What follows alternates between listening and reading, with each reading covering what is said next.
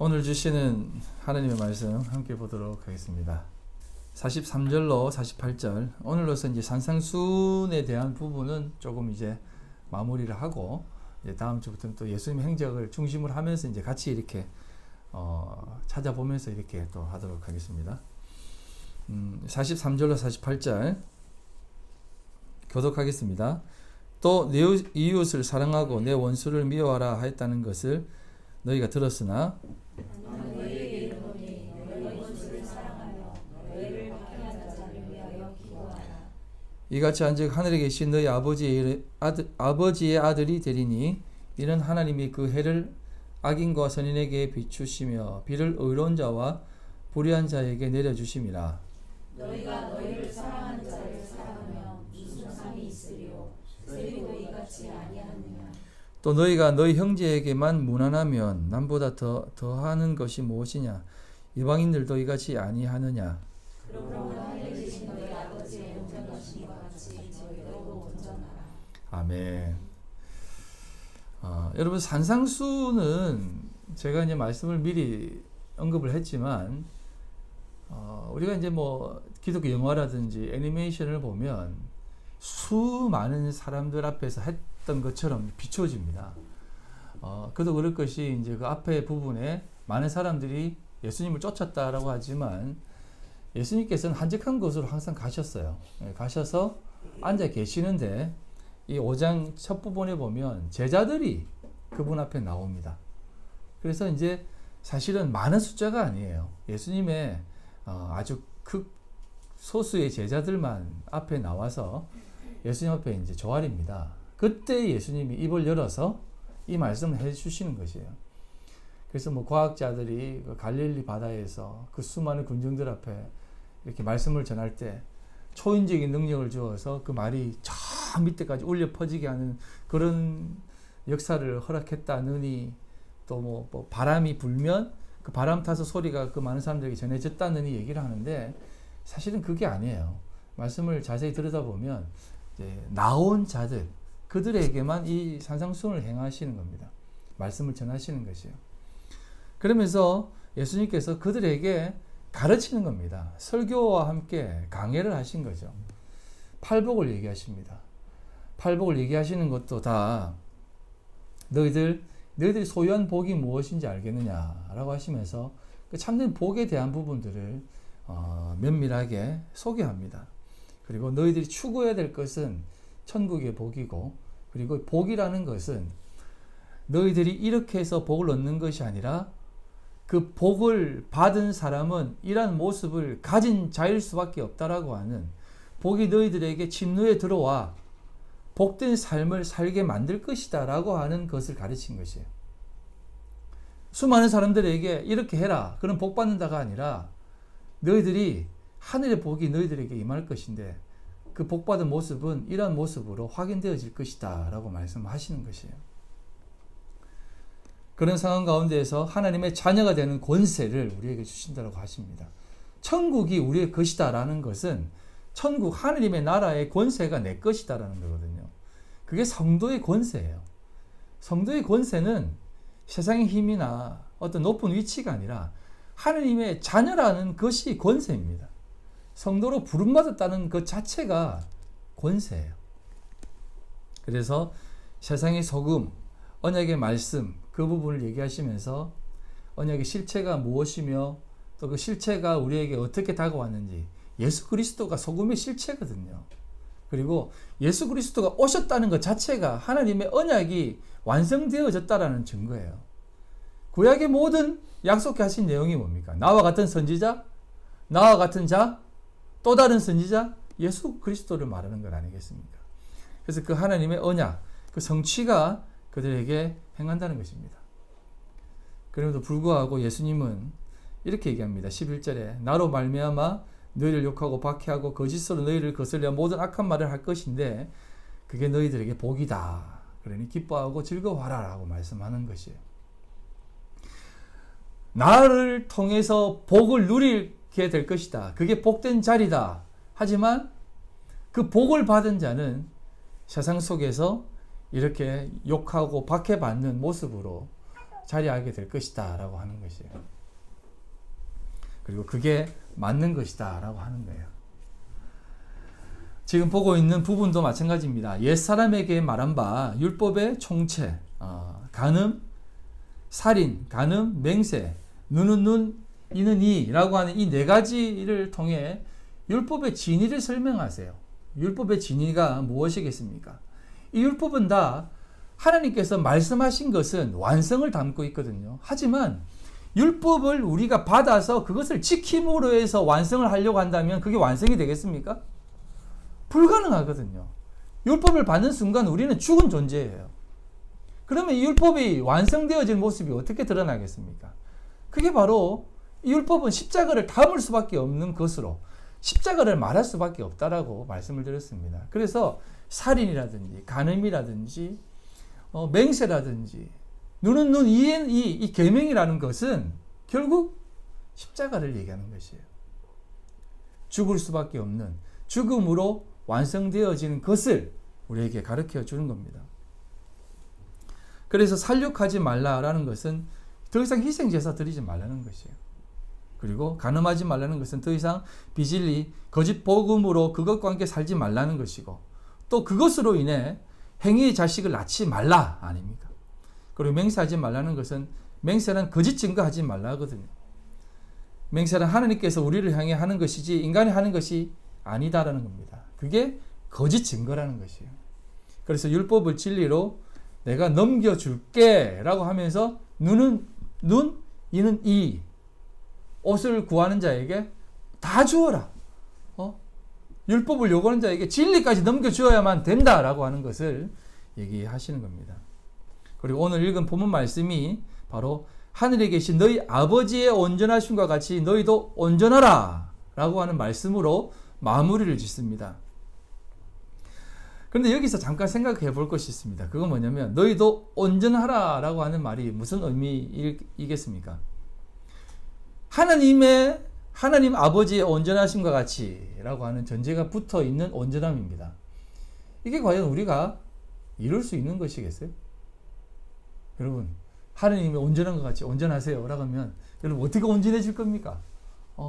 하나님 같이 어떻게 온전해지라는 거지? 그래서 제가 늘 말씀하는 것이 이것 아닙니까? 아무리 우리가 노력을 해도 이 온전함을 어떻게 이룰 수가 있겠습니까? 그럼에도 불구하고 하나님은 분명하게 말씀으로 얘기합니다. 하늘 아버지, 하나님 아버지의 그 온전함 같이 너희도 온전해라 라고 얘기합니다.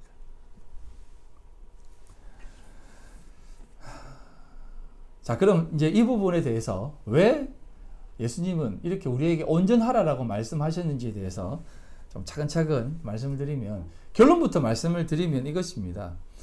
구약의 율법을 십자가로 완성시키고 그 완성의 모습이 바로 사랑으로 관철된다는 것을 오늘 본문은 말씀하세요. 십자가의 완성, 하나님은 사랑이세요. 그래서 율법은 사랑으로 완성되어진 겁니다. 그래서 이 사랑이 바로 하나님의 온전하심이에요.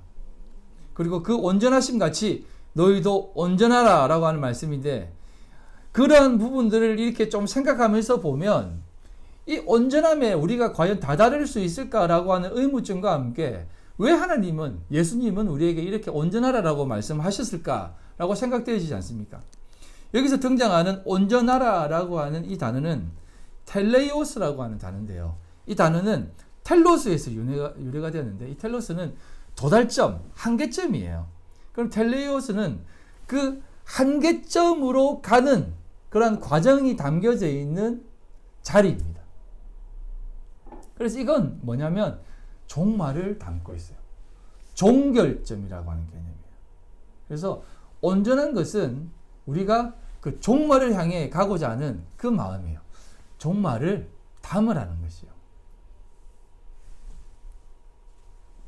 에스카톨로스 알죠? 이게 종말을 담으라는 것이요. 그래서 구약의 이제 정통한 신학자 중에 한 분이 이런 얘기를 했어요.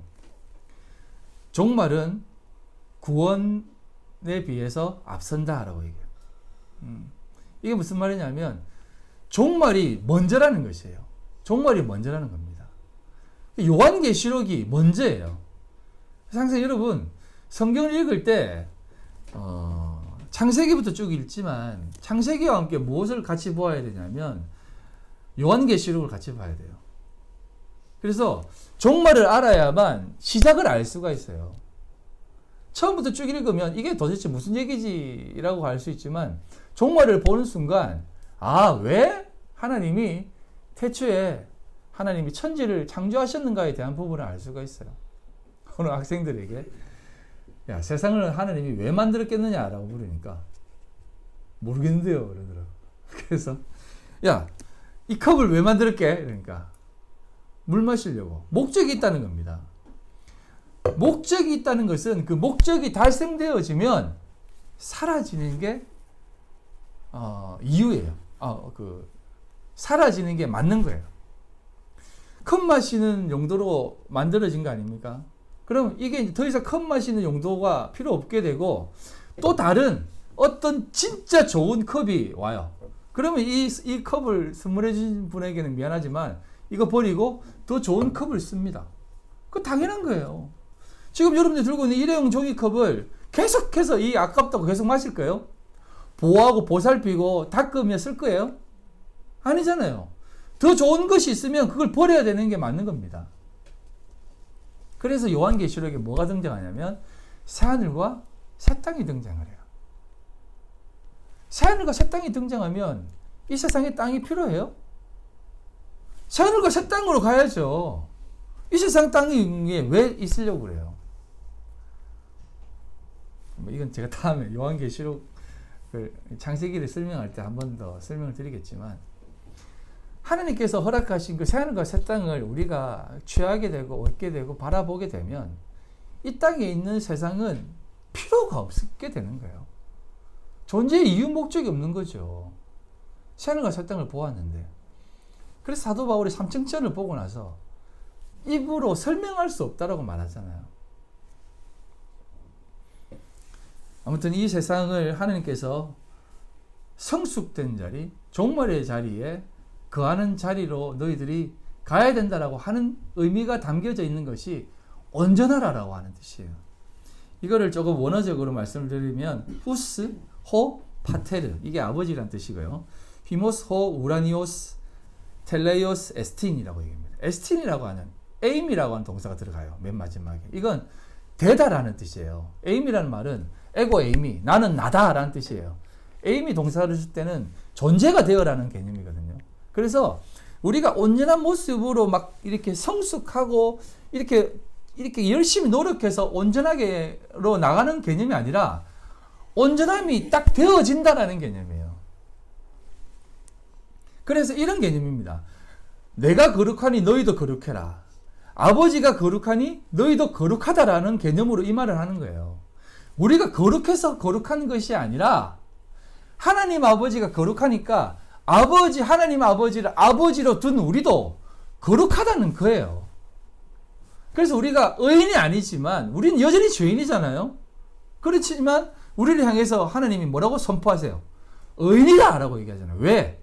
그게 권세라니까요. 어렵다라고 딱 칭해버리는 겁니다. 의인이 아니지만. 그래서 우리는 거룩하게 됐다라고 얘기하는 거예요. 하나님의 아들이 되는 순간. 그게 종결 짓는 자로 있는 것입니다. 그래서 내가 거룩하니 너희도 거룩하라는 말은 나도 온전하니 너희도 온전할 것이다 라고 하는 이 말은 나는 지금 온전한 자로 있기 때문에 너희들도 온전하게 될 수밖에 없다라는 그런 전제로 얘기하는 것이에요. 근데 우리는 이 말씀을 늘 어떻게 생각하냐면 그래 우리 온전해야지 우리 조금 더 괜찮아져야지 라고 하면서 자꾸 발부둥만 쳐요. 그게 아니라니까요. 발부둥 쳐서 도달할 수 없는 게 하나님의 온전함 아닙니까? 그래서 뒤에 한 번 더 얘기를 하겠지만 고린도전서 13장에 나와 있는 그 사랑장이 어떤 내용입니까? 사랑에 대한 내용이 쭉 나옵니다. 이게 무슨 결혼을 앞두고 있는 사람에게 선물로 주는 성구입니까? 아니면 뭐 성도들이 늘 바라보고 지향해야 될, 이루어야 될 그런 목표 지점입니까? 아니잖아요. 뒤에 한 번 더 보겠지만 이건 하나님의 은사로 주어지는 겁니다. 은사는 기프트예요, 기프트. 우리 게 아닌데 누군가가 우리에게 탁 던져주는 겁니다. 그래서 사랑을 은사라고 얘기하는 거죠. 자, 그런 부분들을 잘 생각하면서 이 말씀이 담고 있는 진리를 좀 더 확인하면서 들어가 보겠습니다. 우리는 말씀을 늘 표면적으로 봐서 이 말씀이 우리에게 전하고자 가르치고자 하는 것들을 보지 못할 때가 많은데요. 오늘 말씀도 잘 들여다보면 43절입니다. 또 내 이웃을 사랑하고 내 원수를 미워하라 하였다는 것을 너희가 들었으나 나는 너희에게 이르노니 너희 원수를 사랑하며 너희를 박해하는 자를 위하여 기도하라 라고 얘기합니다. 자, 여기서 내 이웃을 사랑하라 라고 하는 얘기가 나오고 또 그것 이상으로 내 원수를 사랑하고 박해하는 자, 이게 디오코인데요. 추적해서 우리를 괴롭히는 자라는 뜻입니다. 그래서 이게 이제 시종을 든다라는 디오고 디다코스에서 나온 말이거든요. 시중 들듯이 우리를 절절절절 따라다니면서 괴롭히는 자를 박해하는 자라고 얘기해요. 그 의미를 좀 생각하면서 이걸 들어야 됩니다. 그런 자를 위해서 기도하라. 프로시큐마이라고 합니다. 다음에 이 부분에 대해서 좀 설명을 드리겠습니다. 그래서 기도하라는 개념도 사실 단순한 개념이 아니에요. 그래서 이 내용을 살펴보면서 이웃에 대해서 예수님께서 말씀하신 부분을 한 군데 더 보아야 되는데요. 이웃이 누구냐라는 겁니다. 내 이웃을 사랑하라는 말이 어디에 등장을 하냐면 누가복음 10장인데요. 예수님께서 새 계명을 주시는 부분인데요. 누가복음 10장 25절로 29절 어떤 율법 교사가 일어나 예수를 시험하여 이르되 선생님 내가 무엇을 하여야 영생을 얻으리까? 예수께서 이르시되 율법에 무엇이라 이 기록되었으며 내가 어떻게 읽었느냐? 대답하여 이르되 네 마음을 다하여 목숨을 다하며 내 마음을 다하며 목숨을 다하며 힘을 다하며 뜻을 다하여 주 너의 하나님을 사랑하라고 또한 네 이웃을 내 자신같이 사랑하라 하였나이다. 예수께서 이르시되 내 대답이 옳도다. 이를 행하라. 그리하면 살리라 하시니 그 사람이 자기를 옳게 보이려고 예수께 여짜오되 그러면 내 이웃이 누굽니까? 라고 얘기합니다. 율법에 뭐라 기록되어 있느냐라고 하시며 물으니까 이게 율법, 법 얘기를 하는 거거든요. 그렇게 하니까 율법 교사가 이렇게 대답합니다. 율법 교사예요. 하나님을 사랑하고 이웃을 사랑하라 라고 얘기합니다. 정확하거든요. 정확한 내용이거든요. 그래서 옳다. 그럼 이를 행하라 라고 하니까 이를 행하고 살라 라고 하니까 율법 교사가 내 이웃이 누굽니까? 라고 얘기해요. 누굽니까? 그 이웃 제가 사랑하겠습니다. 이웃 가르쳐 주세요 라고 하는 거예요. 그때 예수님께서 이 말씀을 하는 겁니다. 선한 사마리아인의 비유를 듭니다. 이 부분은 여러분 다 아니까 제가 설명만 드릴게요. 선한 사마리아인의 비유도 이런 내용입니다. 한 사람이 거반 죽어갑니다. 거반 죽었다는 것은 이 사람은 죽은 거예요. 처음에 이제 누가 지나가냐면 제사장이 지나갑니다. 제사장이 지나가는데 이 사람이 예루살렘에서 여리고로 내려가는 도중에 강도를 만났다는 것은 이 사람은 이방인이라는 개념이에요.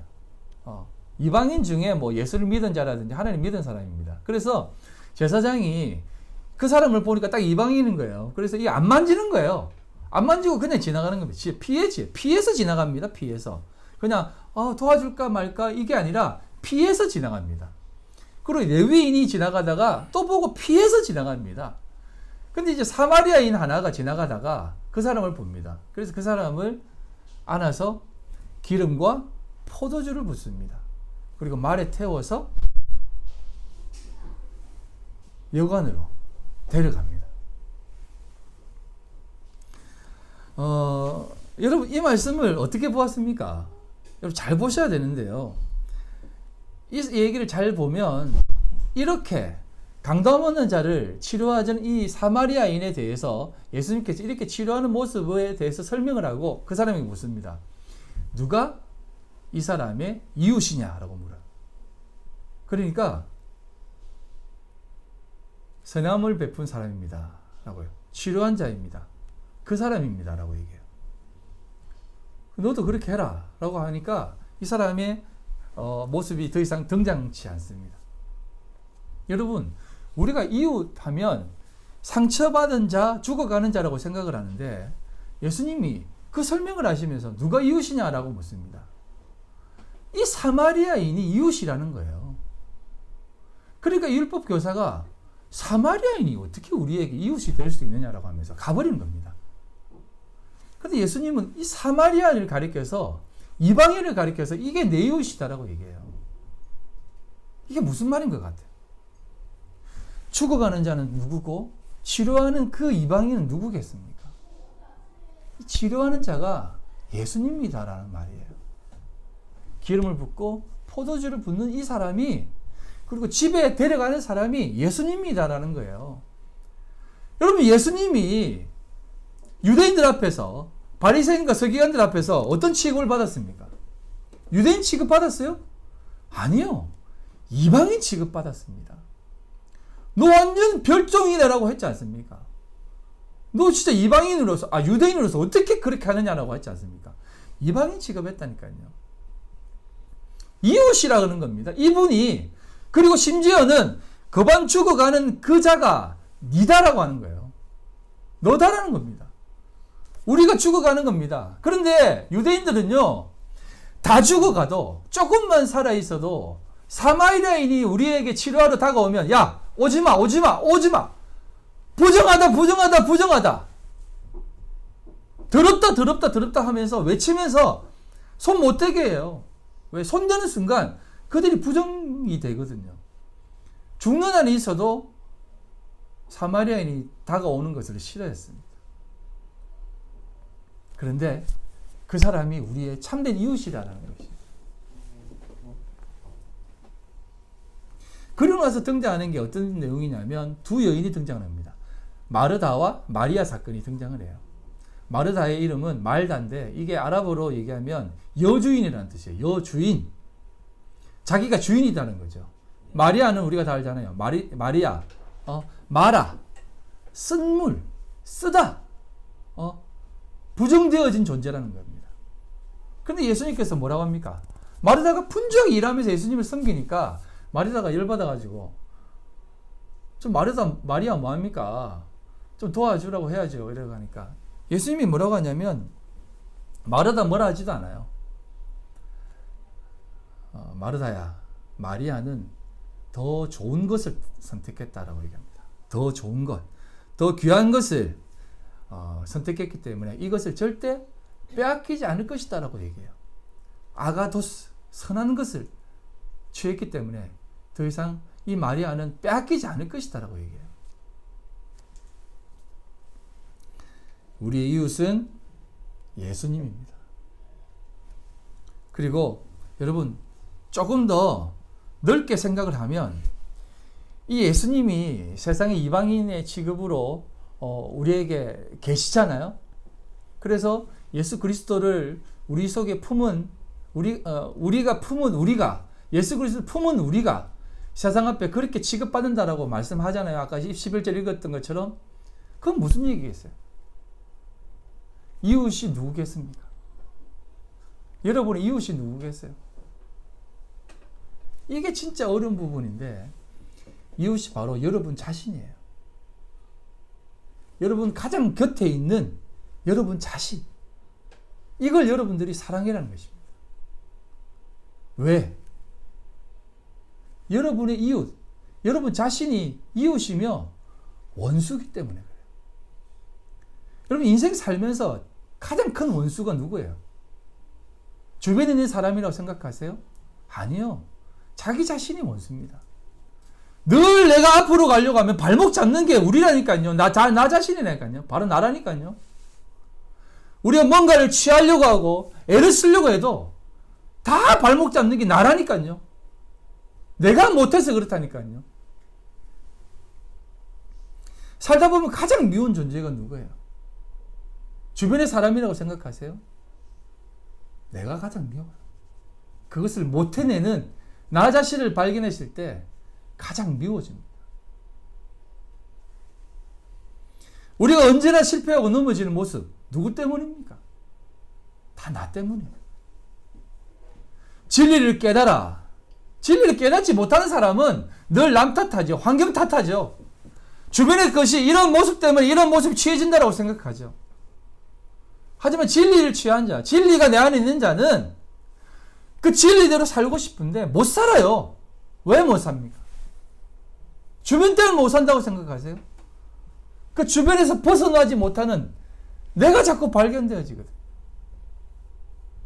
그래서 이 육체를 확 죽여버리고 싶다니까요. 손발 다 잘라버리고 싶다니까요. 진리가 되지 않은 사람은 그럴 필요도 없지만,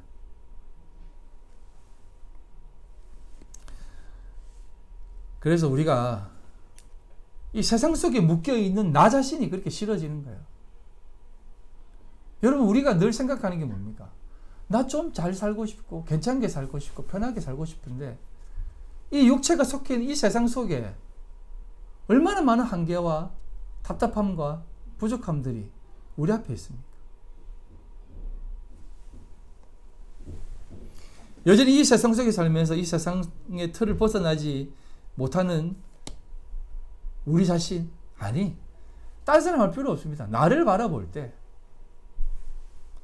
저는 정말 저 자신이 미워요.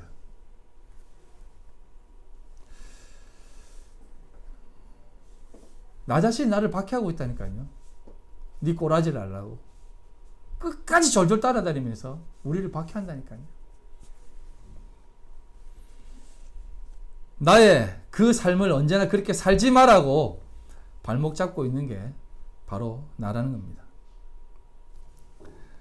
그래서 예수님은 그런 자신, 진리를 알아 살아가는 그 연약한 그릇인 나, 그 원수 같은 나를 먼저 사랑하라라고 하시는 거예요. 뭐 그걸 보면서 니를 먼저 사랑해라 이런 개념이 아니라니까요.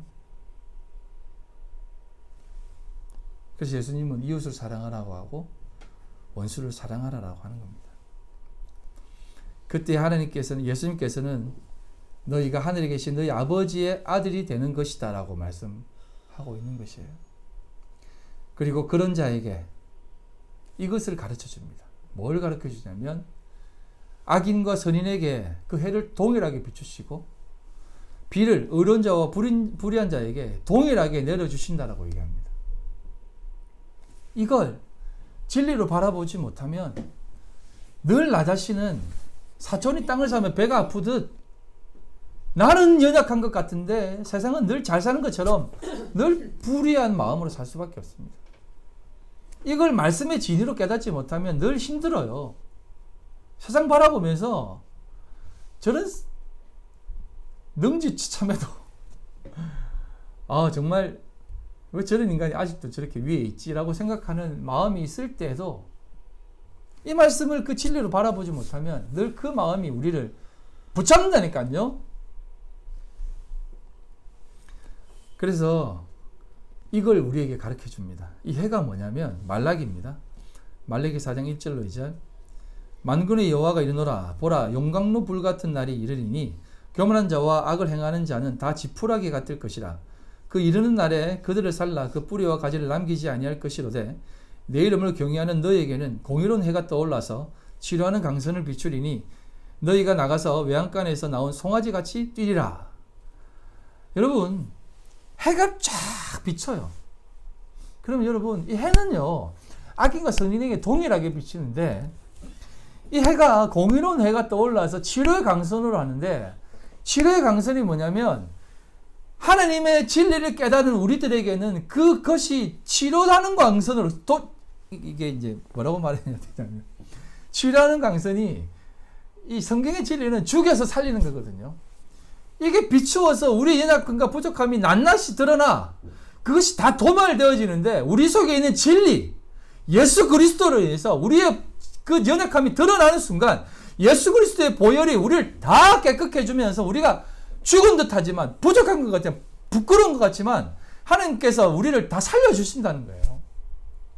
하지만 악인은 똑같이 그 연약함들이, 부끄러운 것들이 다 드러나지만 그 행위로 다 죽어버리는 겁니다.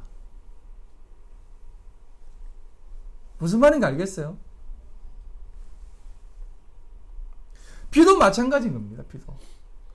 은혜의 비도 동일하게 내리지만 방주 위에 있는 사람에게는 그게 축복의 비고 구별의 비고 구별된 거룩함의 비지만, 바다 속에 있는 자들은 그냥 자신들을 다 죽이는 비예요. 물론 지금 죽이는 것인지도 모르고 그냥 물속에 있는 것이지만 그런 거라는 거예요. 그걸 알지 못하면 악인과 선인에게 왜 동일하게 이렇게 잘해주는 거야? 여러분 그거 너무 괴로워하지 마세요. 소돔과 고모라 사건 보여주지 않습니까? 의인이 없을 때는 다 멸망해 버린다는 겁니다. 그런데 지금 이 세상은 바로 여러분들 때문에 지금 남아있는 거예요. 살아있는 겁니다. 아닌 것 같죠? 진리를 아는 여러분들 때문에 이 세상이 살아남고 있는 거예요. 여러분들이 진리를 다 깨달아 하늘이 되어 다 하늘이 되는 순간 이 세상은 목적 존재가 없어진다니까요. 여러분들에게 새하늘과 새 땅만 있으면 되니까. 그래서 예수님께서는 이런 부분들을 우리에게 가르쳐 주시면서 또 다른 말씀으로 연결하십니다. 너희를 우리 자신을 사랑하는 자를 사랑하면 무슨 상이 있겠느냐라고 말씀하시면서 세리를 등장시키고 있습니다. 형제를 등장시키지만 먼저 세리를 등장시킵니다.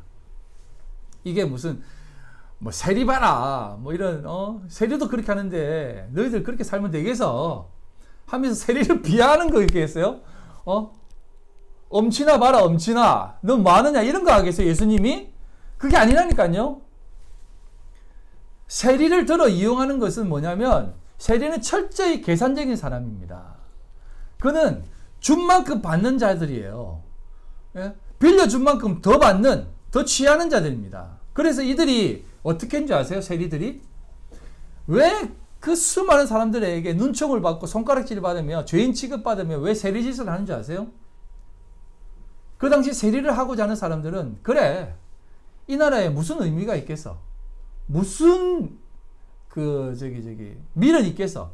돈이나 왕창 벌고 저 지중해 연안에 가가지고 별장 하나 사가지고 노후를 떵떵거리며 살자라고 하는 마음을 가진 자들이 세리가 다 되었어요. 그래서 손가락질 받고 막 그렇게 더러운 욕 들어가면서 세리짓을 하는 거예요. 유대인들이. 마음놓고 그 일을 무엇 때문에 그 일을 하겠어요? 예? 그게 다 그런 이유가 있다니까요. 노후를 위해서. 그래서 이걸 들은 것을 얘기하는 겁니다. 바리새인 너희들 지금 이 세리와 똑같이 살고 있다는 겁니다. 바리새인들이 왜 제사 지내요? 왜 율법 지켜요? 노후 때문에. 이거 안 지키면 우리의 말로가 안 좋으니까 이거 잘 지켜서 이후의 삶에 축복받는 삶을 살고자 그 일을 향하는 거예요. 똑같다는 겁니다. 세리하고 똑같다는 거예요. 너희들 세리하고 뭐가 다를 게 있느냐? 너희들 그런 행위가 다 그런 것을 위해서 하는 거 아니냐? 라고 하시면서 세리를 들어 얘기하는 것입니다. 세리, 바리새인과 유대인들, 너희들에게 주는 안식은 뭐냐는 겁니다. 돈이 너희들에게 안식이라고 생각하느냐? 제사, 그것 율법을 지키는 것이 너희들에게 안식을 주는 것이다라고 생각하느냐? 아니다라는 거예요. 너희들이 바라는 상이, 안식이 그들에 비해서 뭐가 다를 게 있고 뭐가 나을 게 있느냐라는 겁니다. 그래서 너희들의 그 행위로 낳는 것이 뭐냐? 행위 열매로 낳는 게 뭐냐? 세리짓과 똑같다는 것입니다. 그럼에도 불구하고 예수님이 세리와 죄인들을 위해 오셨다라고 하잖아요. 예? 왜 이 세리를 계속해서 앞에 내세우는 줄 아세요? 이게 사실은 이 의미가 있어요. 누가복음 18장입니다. 또 자기를 어렵다고 믿고 다른 사람을 멸시하는 자에게 이 비유로 말씀하시되 두 사람이 기도하러 성전에 올라가니 하나는 바리새인이요 하나는 세리라. 바리새인은 서서 따로 기도하여 이르되 하나님이여 나는 다른 사람들 곧 토색, 불의, 간음을 하는 자들과 같이 아니하고 이 세리와도 같이 아니함을 감사하나이다. 나는 일회에 2번씩 금식하고 7일이란 말입니다. 7일에 2번씩 금식하고 또 소득의 11조를 드리나이다 하고 이것을 향함으로 안식을 얻겠다는 거죠. 세리는 멀리 있어서 감히 눈을 들어 하늘을 쳐다보지도 못하고 다만 가슴을 치며 이르되 하나님이여 불쌍히 여기소서 나는 죄인으로소이다 하였나이다. 이게 사실 우리의 자리예요. 언제나 내가 너에게 이르노니 이에 저 바리새인이 아니고 이 사람이 어렵다 하심을 받고 그의 집으로 내려갔느니라 라고 얘기합니다. 바리새인이 아니라 이 세리가 어렵다함을 받고 내려갔다라고 얘기해요.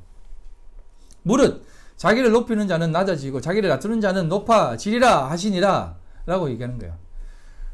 바리새인 너희들은 도대체 무슨 생각으로 하나님 앞에 나아갈 수 있다라고 생각하느냐는 겁니다.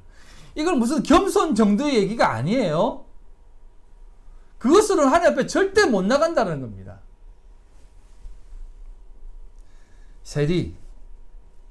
세리로 통해서 세리가 너희들의 삶이 되지 않으면 너희들은 하나님 앞에 나갈 수 없다는 겁니다. 그래서 예수님께서 누가복음 15장에 이렇게 또 말씀하시지 않습니까? 모든 세리와 죄인들이 말씀을 들으러 가까이 나아오니 바리새인과 서기관들이 수군거리되 이 사람이 죄인을 영접하고 음식을 같이 먹는다 하더라 라고 얘기합니다. 같이 있는데 세리와 죄인들이 나오니까 예수님이 그 사람들과 이렇게 쑥 모여가지고 먹는 거예요. 그러니까 바리새인들이 어떤 취급을 당합니까? 아니, 저들이 나보다 옳단 말이야? 우리하고 밥 먹는 것이 더 싫고 저들과 밥 먹는 것이 더 옳단 말이야? 유대인들에게 있어서 밥을 먹는 것은 삶을 나누는 것이에요. 예? 그냥 막 밥 먹다가 저리 옮겨서 이렇게 저 팀도 조금 관심 가지자 이런 개념이 아니에요.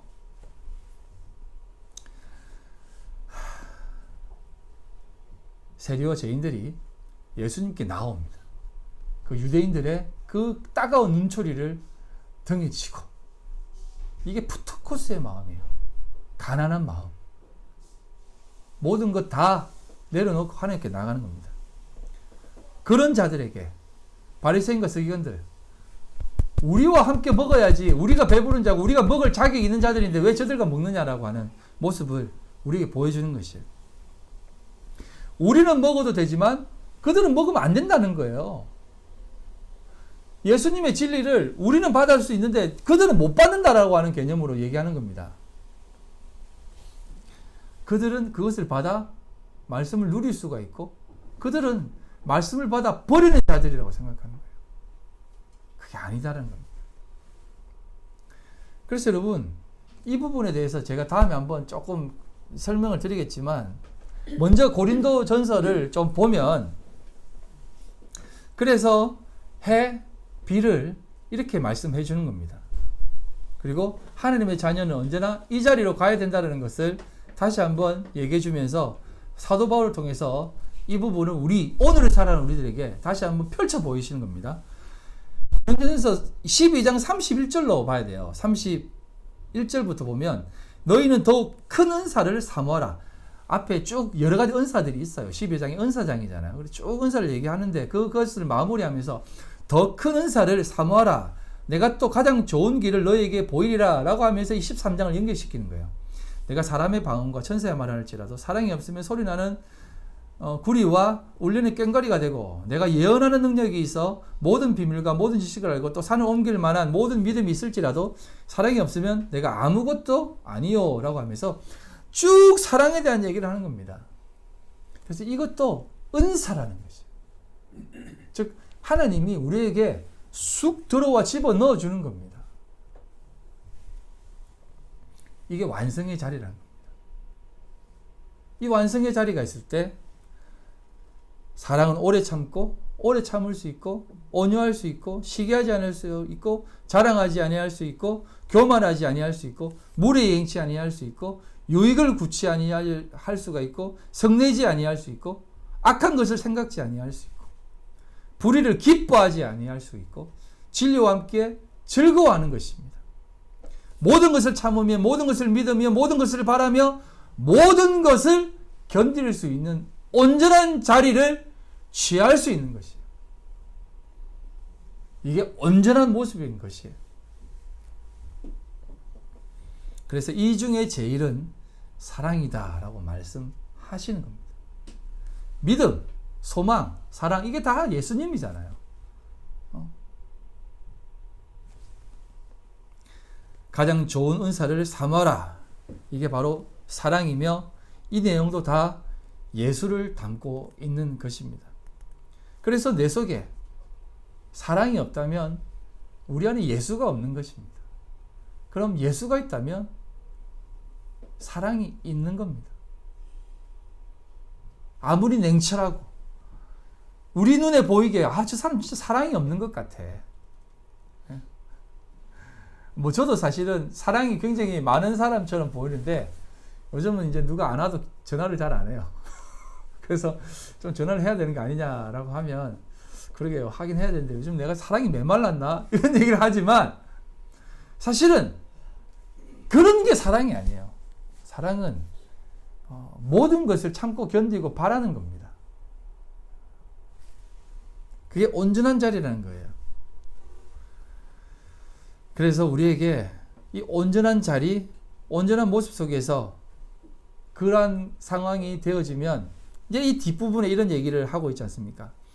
내가 어렸을 때에는 말하는 것이 어린아이와 같고 11절입니다. 깨닫는 것이 어린아이와 같고 생각하는 것이 어린아이와 같다가 장성한 사람이 되어서는 어린아이의 일을 버렸다라고 얘기합니다. 어린아이의 일을 버린다. 율법을 버린다는 것이에요. 몽학선생을 버리는 것입니다. 우리가 지금 거울로 보는 것 같이 희미하나 그때에는 얼굴과 얼굴을 대하여 볼 것이요. 이게 파님인데 하나님의 얼굴을 얘기하는 겁니다. 지금은 내가 부분적으로 아나 그때에는 주께서 나를 아신 것 같이 내가 온전히 알리라. 이렇게 얘기합니다. 온전한 것을 알게 된다는 것이에요. 그래서 여러분 우리가 하나님 앞에 그 온전한 자리로 나아갈 때는 세리, 죄인, 심지어는 문둥병자? 여러분 문둥병자는 저주받은 자예요. 저주받은 자. 오늘날 저주받은 인생이 어떤 인생입니까? 우리 개념으로 생각해도 그 저주받은 인생이 어떤 인생이에요? 최악의 인생 아닙니까? 그런 자들이 주님 앞에 나올 때 모든 것을 바라며 사랑할 수 있는 것이에요. 그래서 제가 이 얘기까지 했지 않습니까? 제가 동성애는 찬성하지 않지만 동성애자 저주받은 몸, 이런 말도 하면 안 되는데 그 저주받은 몸이 아니라 이 땅에 저주받은 몸, 그러니까 우리가 생각하는 개념에서 얘기하는 겁니다. 그리고 막 장애인들 자기들 저주받았다라고 생각하잖아요. 내가 전생에 무슨 죄가 있었어. 부모들도 다 그렇게 얘기하잖아요. 그게 아니라니까요. 이거 다 우리를 가르치기 위해서 하나님의 사랑이 뭔지를 깨닫게 하기 위해서 우리 앞에 주어진 존재라니까요. 이런 자도 사랑 못하는데 네가 어떻게 예수를 사랑할 수 있겠느냐라는 겁니다. 너희들이 지금 사랑하는 수준이 뭐라고 생각하니? 너희들 인간적인 생각 속에 살아가는 그 씨알따그 많은 사랑이 사랑이라고 생각하니? 세상 지금 다 썩어가고 죄악 가운데 넘쳐나도 나는 이 세상 사랑하고 있다니까? 멸망 안 시키고 있다니까? 근데 너희들 뭔 사랑을 한다고 그렇게 얘기하는 거니? 라고 하는 겁니다. 그래서 세리를 가장 앞에 내세우는 거예요. 왜? 여러분 세리가 뭐 하는 사람이에요? 세리가 뭐 하는 사람이에요? 세를 거두는 사람입니다. 성전 앞에서 세를 걷는 사람이에요. 이건 나중에 한 번 더 말씀드리겠지만 유대인들이 세금 내는 것은 성전세입니다. 성전세. 성전세가 뭐예요? 내가 예배 드리기 위해서 드리는 그 하나님의 성전, 그 성전을 세우기 위해 내는 세금이에요. 유지시키는 세금. 그럼 유지시키기 위해 내는 세금이 뭐예요? 내가 하나님 앞에 내가 온전히 하나님의 전에 거하는 자로 내가 살겠습니다라고 하는 마음을 내는 게 세금이에요. 그게 11조고요. 그걸 거두는 자들이 세리였습니다. 구약으로 따지면 그 사람들이 누구라고요? 레위인. 그래서 누가복음 5장 27절에 32절에 이렇게 얘기하는 겁니다. 그 후에 예수께서 나아가 레위라 하는 세리가 세관에 앉아 있는 것을 보시고 나를 따르라 하시니, 이 레위가 누구예요? 마태. 세리 마태예요. 세리 마태. 마태복음을 적은 마태. 오늘 이 읽고 있는 마태. 이게 레위예요. 레위 이름이. 따르라 하시니 그가 모든 것을 버리고 일어나 따랐다는 겁니다. 모든 것을 버리는 게 새요, 새. 레위인들은요, 이스라엘 민족들, 족속들의 속전으로 들여진 족속이에요. 너희들 장자 원래 다 죽여야 되지만, 이 레위인만 나에게 바쳐라. 그러면 너희들을 대신 바친 존재라고 생각한다는 거예요. 이해돼요? 그래서 레위인이 바쳐진, 들여진, 그래서 땅도 기업도 안 받고 이스라엘 민족들이 주는 11조 받아 먹고 사는 거예요. 이거는 무슨 목사들의 그 헌금을 뭐 이렇게 받는 건 당연한 것으로 받는 거라고 이렇게 생각하는데, 그럴 수도 있지만, 그런 개념이 아니에요. 그런 개념이 아니에요. 이것도 알고 여러분들이 목사들도 사례를 받아야 돼요. 그게 아니라 우리는 그것으로 들어진 자라는 겁니다. 들어진 자이기 때문에 그걸 들어진 자로 증명하는 게 세예요. 헌금을 받아 먹고 사는 자는 내가 들어진 자, 하나님 앞에 완전히 들어진 자라는 것을 확인하는 자예요. 근데 이걸 조금이라도 더 받아 처먹으려고 그렇게 교회를 키우는 게 목사들의 심보죠, 뭐. 자, 레위가 예수를 위하여 자기 집에서 큰 잔치를 베푼하니 세리와 다른 사람이 많이 함께 앉아 있는지라 바리새인과 그들의 서기관들이 그 제자들을 비방하여 이르되 너희가 어찌하여 세리와 죄인과 함께 먹고 마시느냐? 이렇게 얘기하니까 예수님께서 이렇게 대답하여 말씀하십니다. 건강한 자에게는 의사가 쓸데없고 병든 자에게라야 쓸데있나니 내가 의인을 부르러 온 것이 아니요 죄인을 부르러 회개시키러 왔다라고 얘기합니다. 들여진 자, 모든 것을 다 내려놓고 하나님 앞에 나온 자, 속전으로 드리는 자, 그들을 위해 내가 왔다는 겁니다. 그래서 세리를 앞세우는 거예요. 그런데 바리새인 너희들 자꾸 드렸다라고 생각하고 내가 하나님 앞에 드린 자라고 얘기하고 자기가 하나님 앞에 제사장으로 있다라고 생각하지 아니야. 너희들 꽝이야. 세리도 육의 눈으로 보는 그 눈으로 바라보는 그 너희들은 하나님 앞에 온전히 드려진 자가 아니야. 꽝이야 라고 얘기하는 거예요. 하지만 이 세리들은, 진짜 세리들은 나에게 다 드려진 자들이야. 나에게 와. 모든 것을 다 드린 자야. 라고 말씀하시면서 그들을 의롭다라고 칭해버리는 거예요. 그래서 여러분, 우리에게 온전케 되라 라고 하는 자리는 여러분이 속전으로 드려져라라는 자리예요. 세리가 되어라는 겁니다. 모든 것을 다 드리는 그 자리.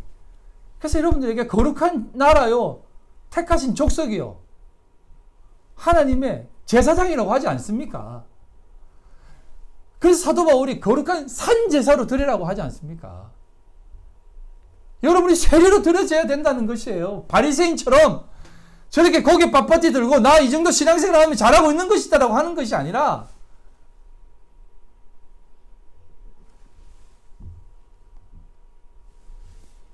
다 내려놓아져야만 돼요. 그걸 주님은 말씀하시는 겁니다. 근데 이 자리가 쉽지 않습니다. 온전케 되는 자리가 참 쉽지 않아요. 저도 마찬가지예요. 이 말씀을 깨닫고 내가 하나님 앞에 드려져야 되잖아요. 근데 못 드려져요.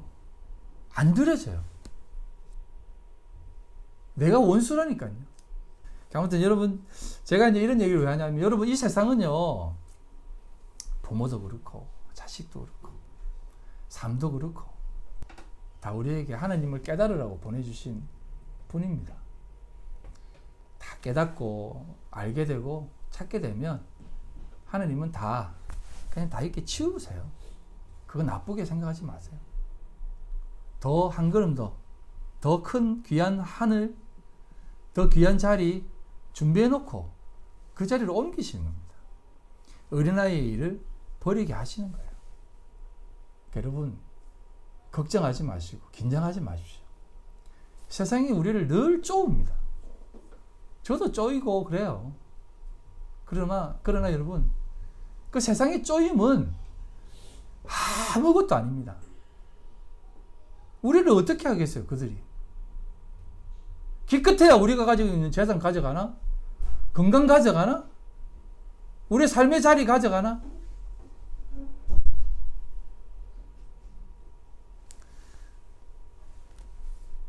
늘 하나님 바라보며 나가십시오. 하나님이 여러분들에게 그것이 필요하다면 절대 빼앗기지 않을 겁니다. 여러분 절대 안 뺄게요. 사랑하는 사람들도 마찬가지고, 내가 애쓰고 수고하는 이 자리도 마찬가지고, 우리가 속해 있는 이 자리도 절대 빼앗기지 않아요. 그러니 염려하지 마세요. 하나님이 보내셨다라는 생각만 하세요. 하나님 이 자리에 나를 심어주셨구나. 왜? 온전케 하시려고. 그거 생각하면 돼요. 그거 바라보면 하나님이 왜 악인에게 선인에게 똑같이 하시는 것인가를 깨닫게 되고, 그거 바라보면서 웃을 수 있을 겁니다. 지금은 그게 안 되지만 그 자리로 반드시 가게 될 겁니다. 왜? 하나님이 그렇게 하시겠다고 하시니까. 기억하시고, 우리 안에 온전케 하시는 그 사랑의 마음, 그것으로 우리 안에 충만케 되기를 주님의 이름으로 간절히 소망합니다. 기도하시겠습니다. 하나님, 감사합니다. 우리라는 자리, 나라는 자리, 우리가 속해 있는 이 자리에 우리가 얼마나 많은 생각과 또 많은 의미들을 부여하고 있었습니까? 아버지 하나님, 그 자리를 허락하시고 그 모든 것들을 주신 하나님 아버지의 그 마음에, 그 뜻에, 그 비전에, 그 맹세에 우리의 마음과 생각을 다 쏟게 하여 주시옵소서. 오늘도 연약하고 부족한 자리에 우리의 삶이 있지만 하나님을 생각합니다. 붙잡아 주시고 인도해 주시고 역사해 주시옵소서. 하나님만을 온전히 채우고 살아가는 저희들 다 되게 하여 주시옵소서. 오늘도 연약하고 부족한 자리 가운데에서 빈손 들고 나오지 않고 아버지 앞에 겸손히 귀한 물질 드립니다. 아버지 하나님 함께해 주시옵소서. 역사하여 주시옵소서. 늘 부족하지만 하나님 앞에 힘을 다하여 드려오니 우리의 손길 부끄럽지 않게 채워 주시옵소서. 이 세상 살아가면서 하나님 앞에 우리 입술로 재짓지 않고 우리의 마음으로 재짓지 않도록 아버지 하나님 늘 은혜로 사랑으로 이끌어 주시고 채워 주시옵소서. 드린 손길을 기억해 주시고 하나님의 은혜로 만배로 갚아 주시옵소서. 오롯이 하나님의 뜻만 드러나게 하여 주시옵소서. 하나님 기뻐 받아 주시옵소서. 지금은 우리 주 예수 그리스도의 그 크신 은혜와 아버지 하나님의 극진하신 사랑하심과 성령님의 교통인도 역사 충만하심이 오늘도 주님 앞에 주로 가득 채워 이 땅 가운데 온전해지기를 소망하는 우리 귀한 성도들 머리와 그들의 가정과 직장과 사업과 삶의 터전 위에 지금부터 영원토록 함께 있을지어다. 아멘.